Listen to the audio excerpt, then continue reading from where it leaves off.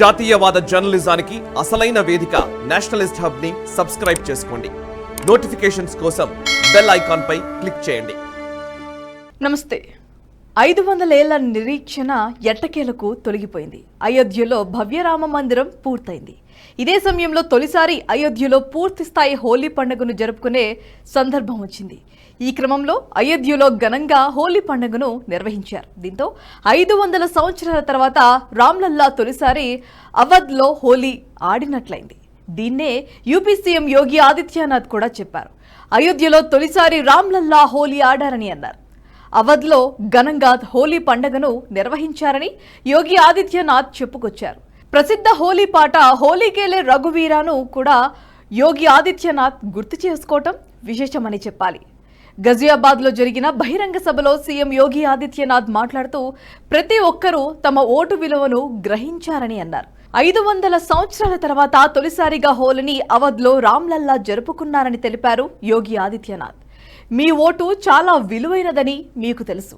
చిన్నప్పటి నుంచి మీరందరూ హోలీకేలే రఘువీర్ అవధ్ మే హోలీ కేలే రఘువీరా అనే పాట వింటూనే ఉంటారు. అయితే గత 500 ఏళ్లుగా రామ్లల్లా అవధ్లో హోలీ ఆడారా అని అక్కడ ఉన్న వాళ్ళను ప్రశ్నించారు యోగి ఆదిత్యనాథ్. అయితే మీ ఒక్క ఓటు ఈసారి రామ్లల్లా తన అవధ్లో హోలీ ఆడేలా చేసిందని యోగి ఆదిత్యనాథ్ తెలిపారు. ఒకప్పుడు హోలీ రోజు బూతు పాటలను పెట్టేవారని, అయితే ఇప్పుడు కేవలం భగవంతుని పాటలను మాత్రమే పెట్టారని యోగి అన్నారు.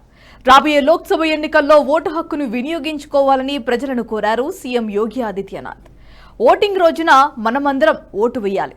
ఓటు ప్రజాస్వామ్యం పట్ల మన నిబద్ధతను తెలియజేస్తోంది. మీ ఒక్క ఓటు ఎంతో తేడాను తీసుకురాగలదన్నారు యోగి. మీ ఓటు కారణంగా కాశ్మీర్ నుంచి ఆర్టికల్ 370 తొలగించేలా చేసింది.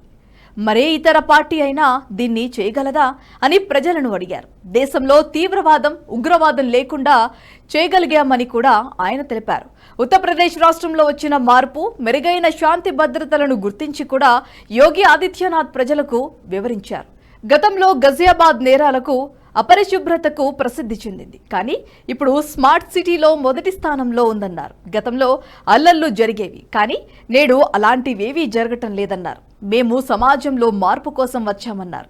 భారతదేశ సనాతన విశ్వాసాన్ని ప్రతి ఒక్కరూ గౌరవించాలని కోరారు యోగి ఆదిత్యనాథ్. ఇతర రాష్ట్రాలు అంగీకరించినా అంగీకరించకపోయినా యూపీలో కవార్ యాత్ర కొనసాగుతుందని తేల్చి చెప్పారు యూపీ సీఎం. 24 కోట్ల మంది ప్రజలు కుంభమేళాకు వచ్చారని మనం చూసాం. ఎంతో ఘనంగా, ఎలాంటి పొరపాట్లు లేకుండా పూర్తి చేశాం. కవార్ యాత్ర కూడా అంతే గొప్పగా నిర్వహిస్తున్నామన్నారు యోగి ఆదిత్యనాథ్. ప్రస్తుతం అయోధ్యలో ప్రశాంతంగా దర్శనం జరుగుతోంది. ఓటు మాత్రమే ఈ మార్పు తీసుకువచ్చిందని సీఎం యోగి వివరించారు. ఈ ఎన్నికల్లో కూడా భారతీయ జనతా పార్టీ తప్పకుండా విజయం సాధిస్తుందని, ప్రతిపక్షాలకు నిద్రలేని రాత్రులు మరిన్ని రాబోతున్నాయన్నారు యోగి ఆదిత్యనాథ్. ఇటీవలే ఓ ప్రైవేట్ టీవీ ఛానల్లో నిర్వహించిన కార్యక్రమంలో సీఎం యోగి ఆదిత్యనాథ్ మాట్లాడుతూ రాజ్యాంగం కంటే షరియా చట్టం పెద్దది కాదని తేల్చి చెప్పారు. ఈ దేశం రాజ్యాంగం ప్రకారం నడుస్తుందని గుర్తు చేశారు. ముస్లింలకు భారతదేశంలో అన్ని సదుపాయాలు దక్కుతున్నాయి. దేశంలో అనేక పథకాలను పొందుతున్నారు. అలాంటప్పుడు భారతదేశ చట్టాలను కూడా అనుసరించాల్సిందేనన్నారు యోగి ఆదిత్యనాథ్. షరియా చట్టం మీ వ్యక్తిగత అంశం కావచ్చు, కానీ అది రాజ్యాంగానికి అతీతమైనది కాదన్నారు. పశ్చిమ బెంగాల్లో మదర్సాలను కూడా ఆధునీకరిస్తున్నామని, మనకు శాస్త్రవేత్తలు, ఇంజనీర్లు, నైపుణ్యం కలిగిన మానవ వనరులు అవసరమన్నారు. అందుకు తగ్గట్టుగానే విద్యా సంస్థలను తీర్చిదిద్దుతున్నామని తెలిపారు. ప్రజల సెంటిమెంట్ను కించపరిచే రాజకీయాలు చేయొద్దని ప్రతిపక్షాలకు సూచిస్తున్నారు. దేశ భద్రత, హిందూ విశ్వాసం పట్ల ఎట్టి పరిస్థితుల్లోనూ రాజీ పడలేమన్నారు యూపీ సీఎం యోగి ఆదిత్యనాథ్. ఈ వీడియో మీకు నచ్చినట్టయితే లైక్ చేయండి, 10 మందికి షేర్ చేయండి. అలాగే కామెంట్ల రూపంలో మీ అభిప్రాయాలను మాతో పంచుకోండి. Nationalist hub group of channels ను సబ్స్క్రైబ్ చేసుకుని తెలుగునాట జాతీయవాద జర్నలిజాన్ని ప్రోత్సహించండి. ఈ వీడియో కింద ఉన్న బెల్ ఐకాన్ పై క్లిక్ చేయడం మర్చిపోవద్దు.